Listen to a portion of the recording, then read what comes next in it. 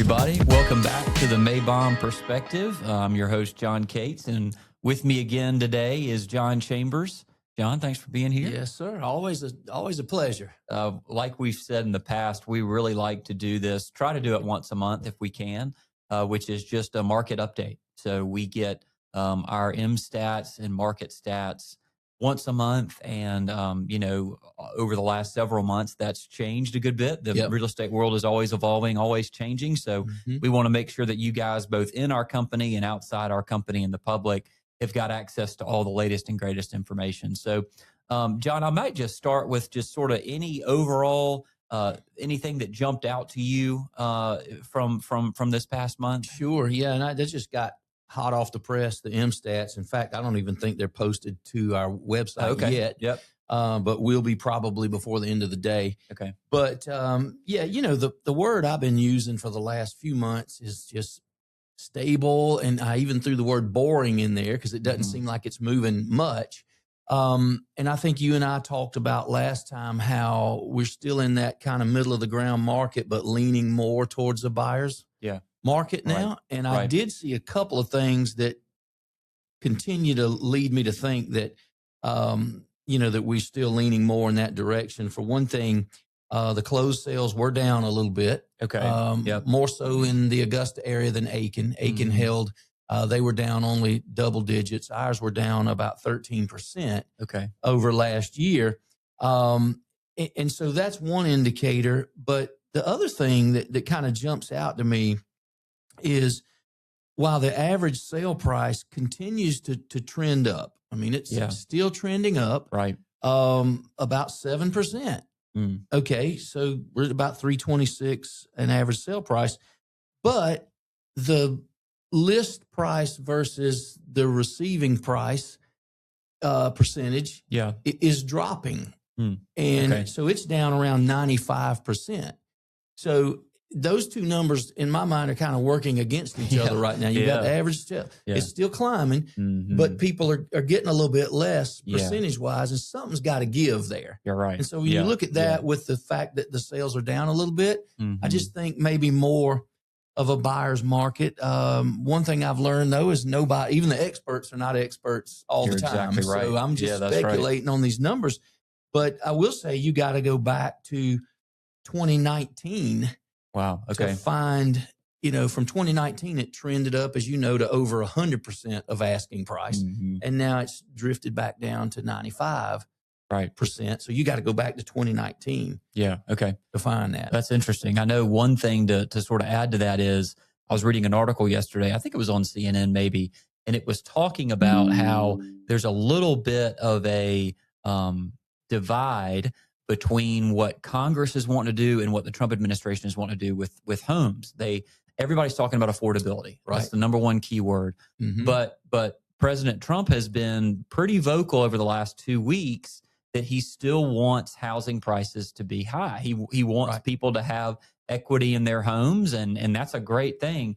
So there's this little bit of a tension between, I think folks in Congress hearing from the constituents and their districts that, hey, housing is still so expensive. And that's true. So you've got people that are on the buy side that really want to see things be a little more affordable, but you've also got people who are in their existing homes that don't want that to come down too much because it's equity in their home is important. So that's an interesting kind of dynamic, at least on the national level, that's taking shape. Yeah. And again, I think regardless of what happens, I think our average sale price is going to continue. It just may not climb as much. Right. I can't see it going down. I mean, real estate, it always has been and always will be, one of the best investments. That's right. And there's still such a supply gap. There's still such a need for new housing. The big thing that Congress is at least looking at is all of that data going back to 2008, 2009, and we still don't have enough homes. Right. So how do you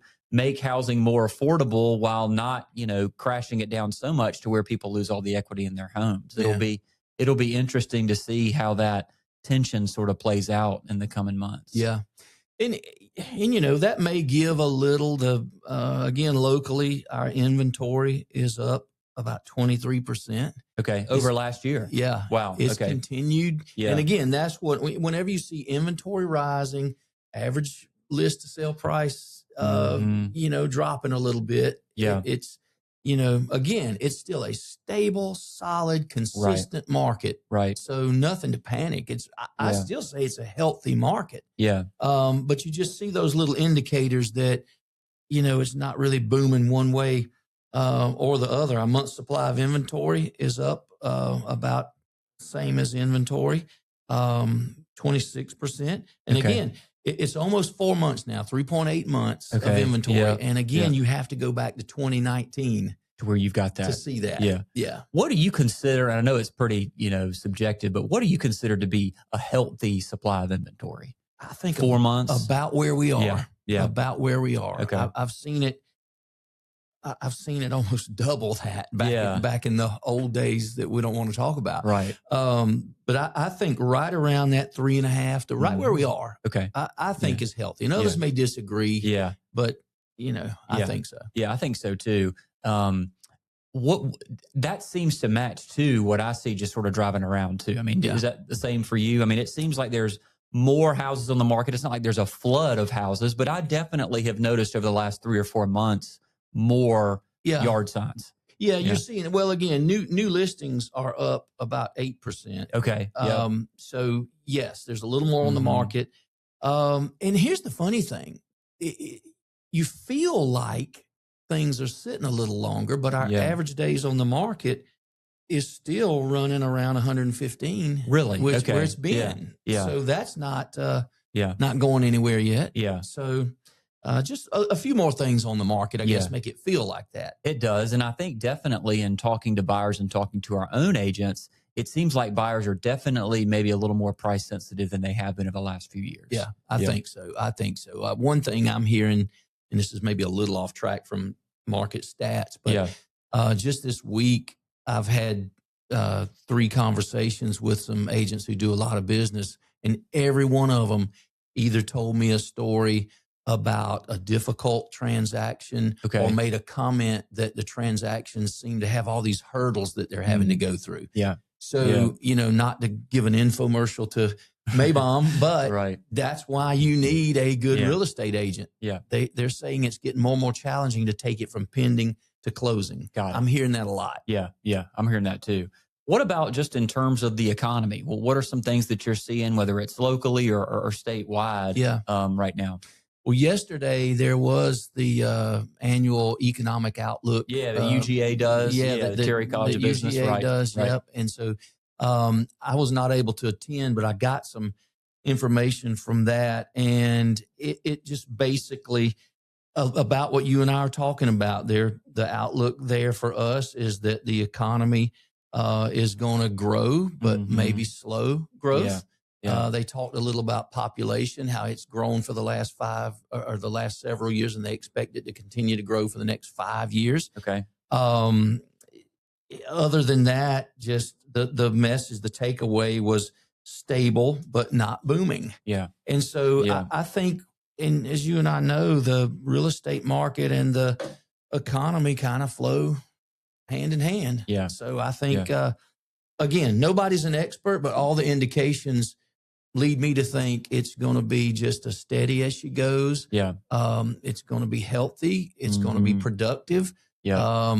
It's going to be a good year. Yeah. It's just, I don't think going to be a whole lot different than we've seen over the past couple of years. Yeah, that's right. Yeah, it was interesting. One of the speakers yesterday is a guy named Dr. Chatterjee. He's the interim dean of the Terry College of Business. And many years ago, he was actually my economics professor in business school at Georgia. So I've known him for a long time, and he's very sharp, very good. And a lot of what he's been putting out, because they go all over the state and do these, is a very similar message, which is sort of a steady economy. I know last year, the big thing that they were talking about were tariffs and the uncertainty, around that. Knock on wood, there doesn't seem to be, any of those sort of big, whether it's black swan or unpredicted geopolitical events, at least right now. So I'm wondering, if they'll continue to work on some affordability stuff, continue to work on interest rates, if that will allow, a more healthy,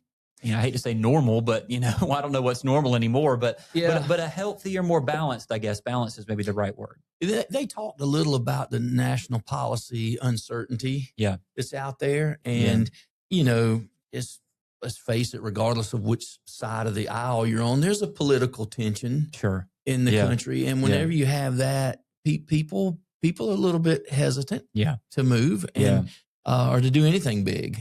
And so, that's one of the headwinds they talked about. So what about new construction? Are you still seeing, I know last month, at least looking at our own neighborhoods, it was going along pretty well. Has that continued, or what are you seeing new there? New construction is good. We've got some good new stuff coming that as you are involved in, so about. And new construction continues to be solid. That's and good. I think because of the things you said earlier, we've just got a demand for housing. And that goes, all over the state and all over the area. Last Saturday, we went up to Greenville to see the grandbaby. And we both commented as we came through that upstate of South Carolina, Simpsonville and all that, just the houses being built everywhere. I mean, if you needed a place to buy, you had a selection. I mean, there's a lot of that, and it's selling. So new construction is good. That's good. That's good. Well, as we, we're about 2 months into 2026. I know this week we'll have our awards ceremony that everybody is excited about. I know we talked maybe a couple of months ago about some thoughts and predictions for what this year would look like. It doesn't sound like, based on what's happened so far, most of what we talked about has changed. Is that still accurate? Yeah, I think so. And there was, talk about the interest rates are stable, maybe drop a little bit. And so I don't see that as big of a threat unless they go up. But where they're sitting now, is okay. So I think more of the same. But I do feel like it's going to be a good year. And I think, again, not to give the Maybaum infomercial, but when you look at our people, our agents, and the experience they have and the professionalism, and some of them been around long enough, they've seen about every market you can see. And so I think we have a confidence, that come what may, we're going to be strong. And I feel that through the company. Well, to continue on with the pro Maybaum theme, one thing that I have noticed, particularly over the last 2 years, and I want to get your take on it too, and this is like honest to goodness, I don't care if I was at Maybaum or anywhere else, this is literally an observation, is you drive around town, and it's Augusta, North Augusta, Aiken, sort of anywhere, and the Maybaum signs typically will have an under contract on top. They just do. And I'm not, again, this is a fact. Like, I challenge anybody else to go drive around, take pictures.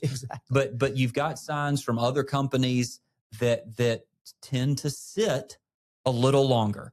And a lot of the times I'll go and I'll, drive by one, I'll look at it on Zillow. It's like, that just feels a little overpriced.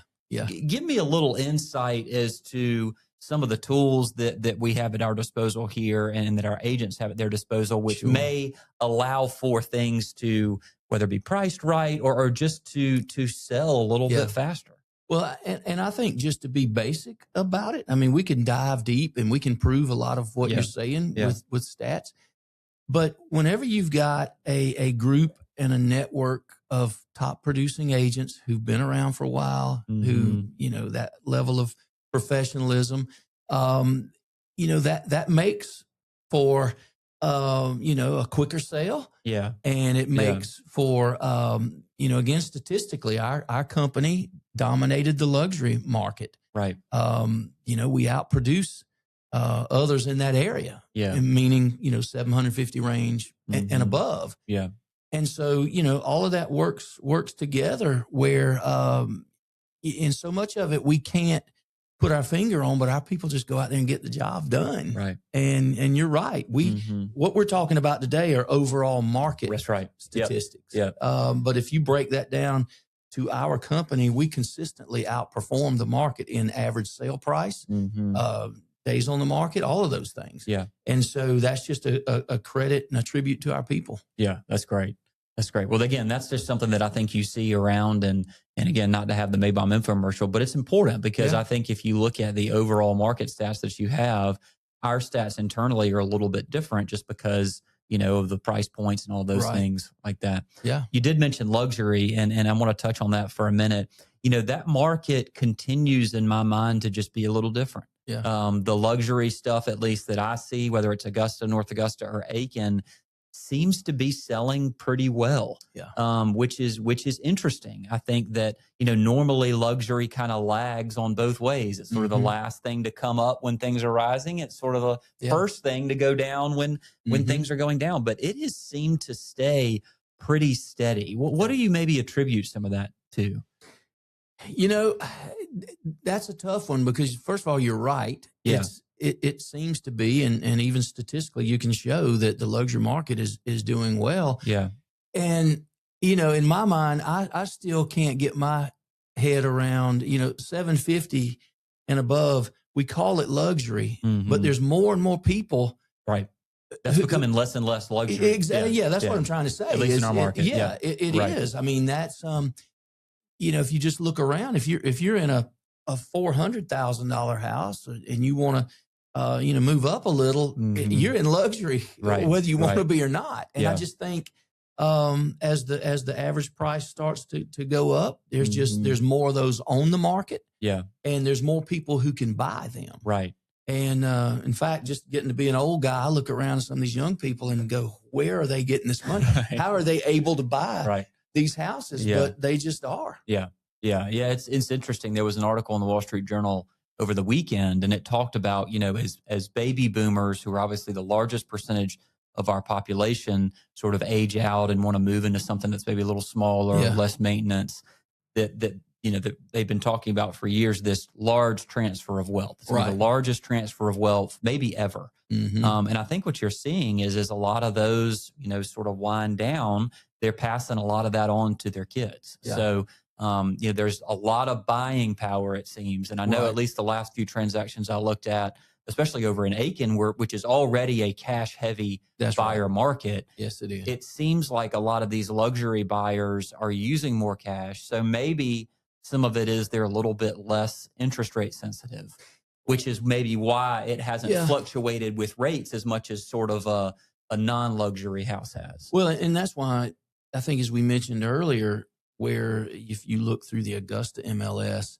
and the closed sales are down a little bit more than Aiken. Yeah. Aiken was only, if I remember right, like 3%. Okay. Yep. Where ours was 13. And I think a lot of that is because of that. You've got cash over there. You've got, a lot more luxury properties. And you also too, I think, a lot of the properties in Aiken are unique. Yeah.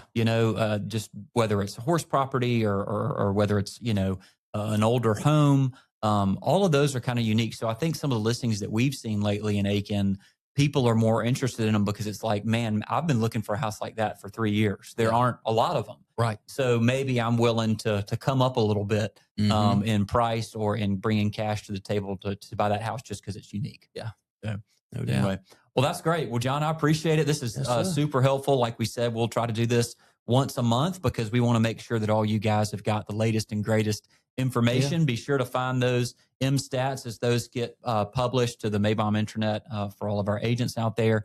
And thanks again for joining me, and looking forward to the next time. It's fun to speculate. We'll go back in about a year and watch these things and see how wrong we were.